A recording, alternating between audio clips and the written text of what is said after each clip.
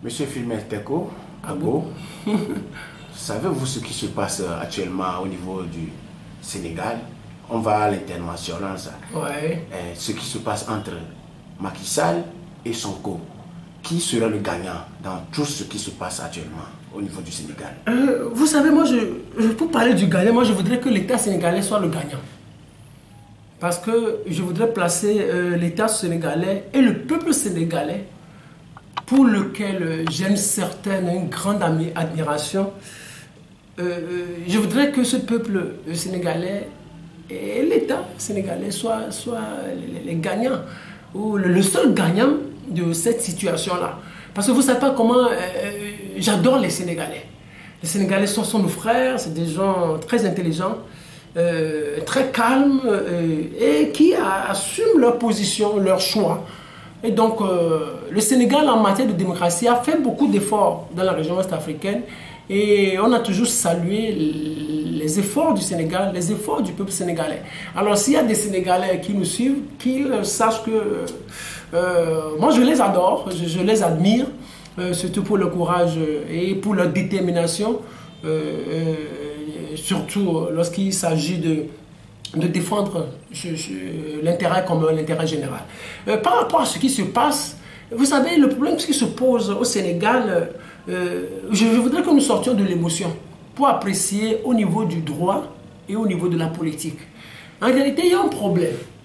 J'ai compris qu'en politique, tout d'abord, lorsque vous voulez devenir président, vous devez faire un effort pour être un peu sain, pour être un peu propre.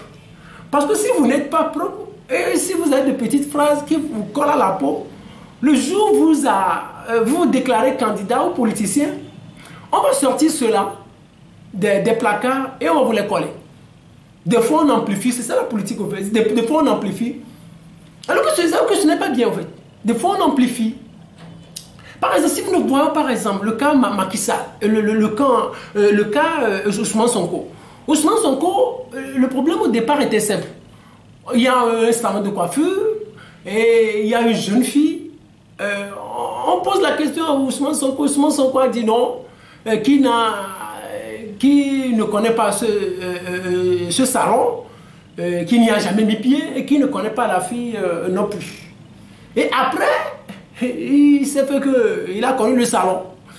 Et donc quand vous faites ça, vous donnez de la matière à vos détracteurs. Ils vont dire non, il n'est pas crédible. Ils vont dire non, il est en train de dire de contre-vérités, hein, ce qui n'est pas bien.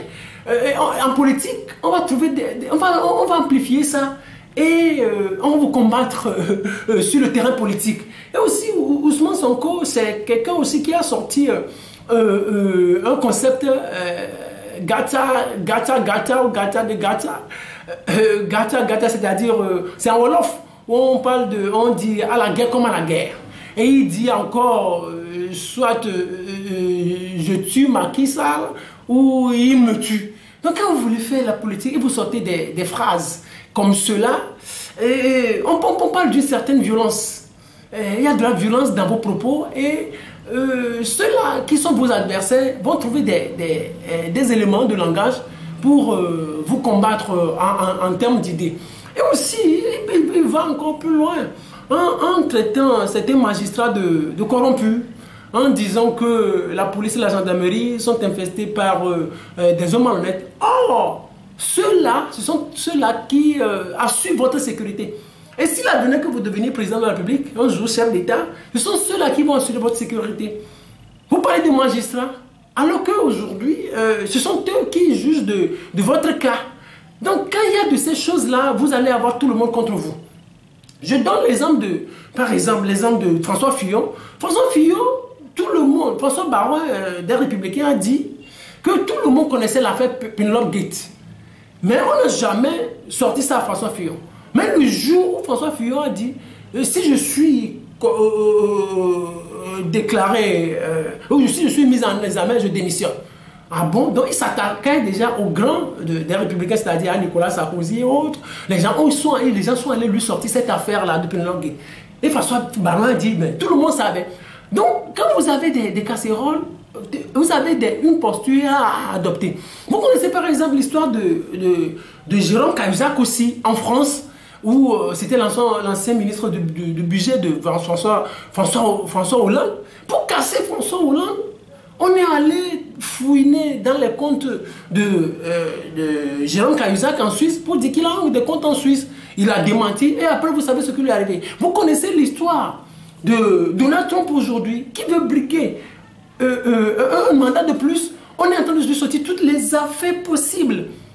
Voilà, l'affaire de viol par-ci, par-là, et il dément.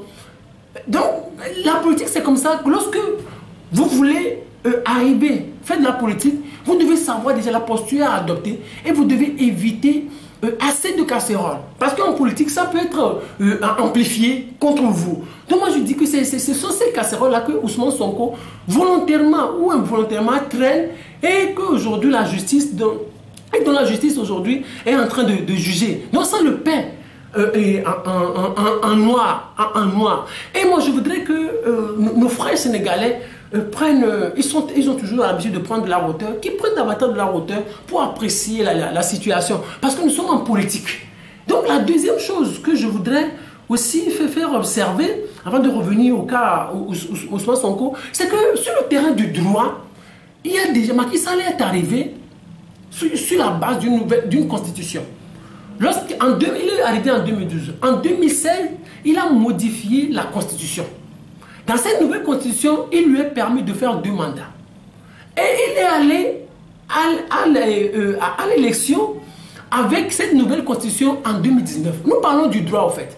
Ce n'est pas une question d'émotion ou de soutenir X ou Y. Donc il est allé à l'élection sur la base de la nouvelle constitution qui lui permet de faire un mandat. Et donc juridiquement, il a fait son mandat de 2019 prend fin en 2024 et sur la base de cette nouvelle constitution, il a encore la possibilité de faire un mandat de plus. Parce qu'en droit, et c'est ce que les juristes disent, la loi nouvelle ne dispose que pour l'avenir. Donc la nouvelle constitution ne dispose que pour l'avenir. Et on dit elle ne rétroagit pas. C'est-à-dire la nouvelle constitution n'agit pas sur le mandat précédent ou le premier mandat. C'est ce que tous les juristes disent. Donc il y a un principe de non-rétroactivité de la loi. Et je dis, les chefs d'État sont au pouvoir et ils se protègent avec le droit. La loi nouvelle ne dispose que pour l'avenir. Elle n'agit pas. Elle ne rétroagit pas, c'est-à-dire elle n'agit pas sur le passé. Donc légalement, Macky Sall a la possibilité de faire un autre mandat. Parce que la nouvelle constitution lui permet de faire 2 mandats. Donc il va se dire que la loi lui permet de faire un mandat de plus. Et aussi, on dit que la loi ne dispose que pour l'avenir. Maintenant, il y a ce problème, bien sûr, tout le monde parle du 3e mandat, non, 3e mandat, non, 3e mandat. Mais sur la base du droit, Macky Sall va se prévaloir du principe de la non-rétroactivité de la loi. Macky Sall va se prévaloir du fait que la loi nouvelle ne dispose que pour l'avenir. Et les juristes vous diront qu'en réalité, la loi nouvelle, elle ne dispose que pour l'avenir. Lorsqu'on veut parler de la rétroactivité de la loi, on parle beaucoup plus de la loi pénale la plus douce. Donc ici, nous ne sommes pas dans le cadre d'une loi pénale plus douce, mais nous sommes dans une loi constitutionnelle qui ne rétroagit pas sur le passé. Et c'est la même chose qui se passe actuellement en Côte d'Ivoire, et c'est la même chose qui est susceptible de se dérouler au Bénin, avec Talon aussi, qui est arrivé sur la base d'une constitution et qui l'a modifiée. Donc il est allé à sa récente élection sur la base de la nouvelle constitution. Et si demain, Talon se dit, je vais me présenter, il va brandir cette constitution. Qu'est-ce que je vais essayer de dire à nos frères sénégalais ou à nos frères africains? Vous savez, nous avons choisi le droit. Nous avons choisi la démocratie. Mais j'ai l'impression que nous sommes en train de subir le droit et nous sommes en train de subir la démocratie. C'est ça que je trouve un peu compliqué pour nous. Et je voudrais dire que la démocratie et le droit ont un prix. Et vous savez, quand on étudie les régimes, on dit que il n'y a pas de meilleur régime. Mais la démocratie est le moins pire. Et moi, je peux même vous dire qu'en réalité, si on veut respecter strictement la démocratie, on ne limite pas les mandats. La limitation de mandats. Nous sommes en train de parler de ce qu'on nous enseigne dans les écoles. Ce n'est pas une question de Macky Sall ou de Sonko. Mais nous parlons des tests qui régissent nos pays. Des tests dont nous avons fait le choix. Et que nous devons assumer. Dans les principes démocratiques, la limitation de mandat n'est pas permise. C'est-à-dire, en réalité, en démocratie, on ne limite pas les mandats. La limitation de mandat sur le plan démocratique est la limitation de mandat est antidémocratique. C'est-à-dire, la démocratie dit, laisse tout libre choix au peuple. Si le peuple dit, c'est X que je choisis, vous, qui êtes-vous pour limiter le mandat de ce X-là? Donc, il revient au peuple d'aller sanctionner ce X-là dans les urnes ou de lui faire de nouveau confiance. C'est ça la démocratie. C'est pour cela que dans les pays occidentaux, vous allez voir, dans les pays européens, plusieurs ont choisi le régime parlementaire.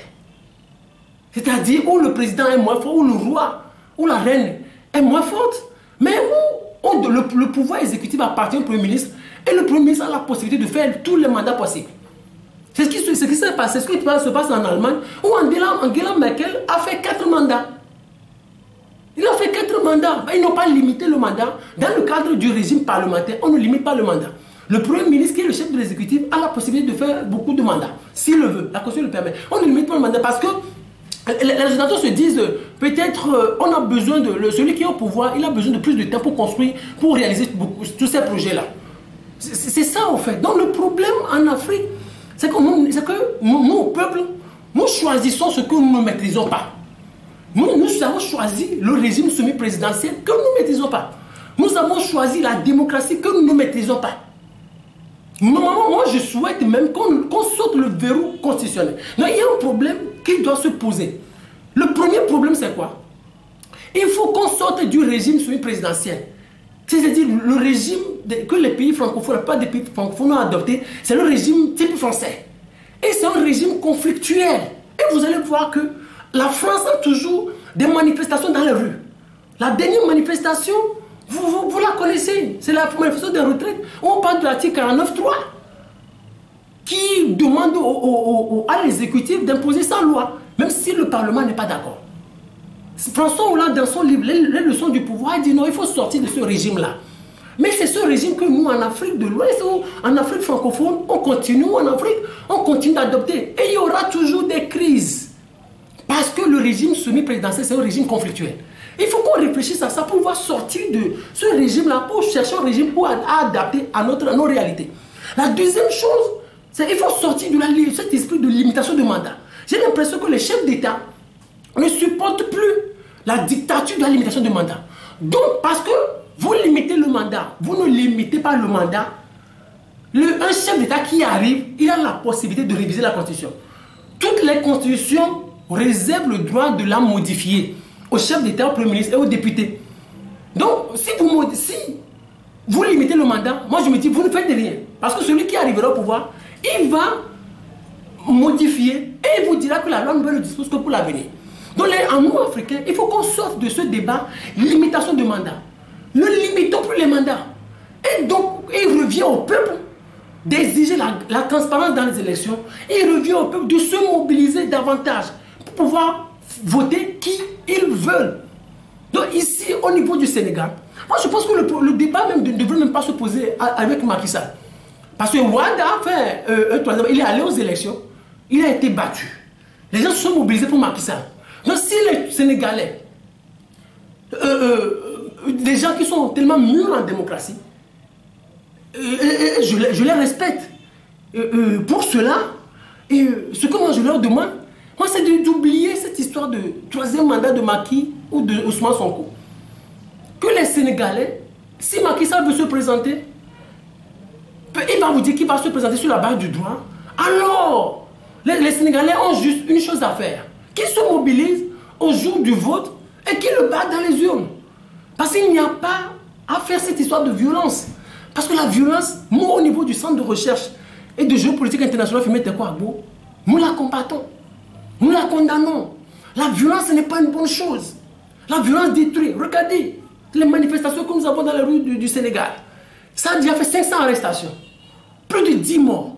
Mais écoutez, je profite de cette occasion pour exprimer toutes mes condoléances aux familles éplorées, aux familles qui ont perdu leurs êtres chers, leurs fils, leurs enfants. Je profite de cette occasion aussi pour exprimer toute ma sympathie, toute ma compassion aux familles dont leurs enfants sont en détention. On n'a plus besoin de ça en Afrique. Moi je dis, on n'a plus besoin de ça en Afrique. Parce qu'il faut qu'on sorte de ça. Nous devons sortir de l'émotion. Moi j'en appelle à la jeunesse africaine à réfléchir sur ce que nous appelons la constitution, la limitation du mandat et la démocratie. Parce que nous avons importé des choses que nous ne maîtrisons pas. Macky Sall peut se prévaloir de la nouvelle loi qui ne dispose que pour l'avenir et se présenter encore. Ousmane Sonko, lui à son niveau, moi ce que je lui demande, c'est d'appeler les populations au calme et aussi quoi?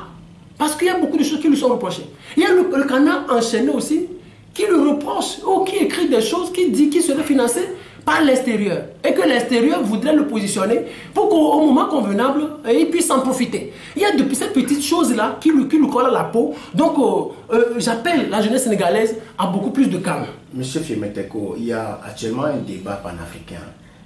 Condamnation de Ousmane Sonko, Macky Sall a-t-il réussi à empêcher son adversaire politique à se porter candidat aux élections présidentielles de février 2024 Non, est-ce que Macky Sall a-t-il réussi? Non, regardez, si vous voyez, par exemple, on dit par exemple, celui qui est condamné à cette peine-là, il devient inéligible.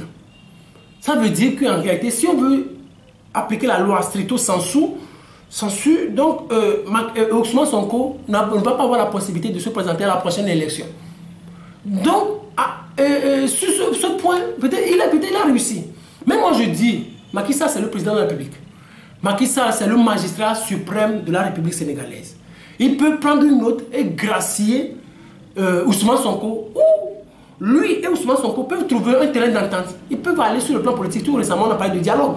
On peut dialoguer pour trouver un terrain d'entente, pour appeler tous les Sénégalais au calme. Lui et Ousmane Sonko, ou ces hommes et les hommes d'Ousmane Sonko, peuvent se mettre ensemble pour trouver un terrain d'entente, pour prendre des positions beaucoup plus politiques, pour que le Sénégal ne s'embrase pas. Parce que Macky Sall, c'est lui le chef de l'État. Nous le respectons. Il va dire que la Constitution le permet de faire un autre mandat de plus. Mais Ousmane Sonko aussi, ses partisans vont lui dire qu'il faut qu'il fasse un mandat de plus. Mais aujourd'hui, il est pénalisé par la loi. Il est dans les mailles de la loi. Mais pour plus de calme au Sénégal, moi je demande à ce que Ousmane Sonko lui-même appelle la jeunesse à plus de calme. Parce qu'il y a des gens qui sont en train de mourir. Nous, on n'a pas besoin de ça. Les Africains ont toujours du mal à se nourrir. Les Africains ont toujours du mal à avoir l'électricité. Les Africains ont toujours du mal à se faire soigner. Donc il y a tellement de défis. Nous devons sortir de la violence que nous, au centre de recherche de géopolitique internationale, nous combattons. Donc les chers amis, chers frères et sœurs sénégalais, je vous appelle au calme. Le problème est beaucoup plus politique.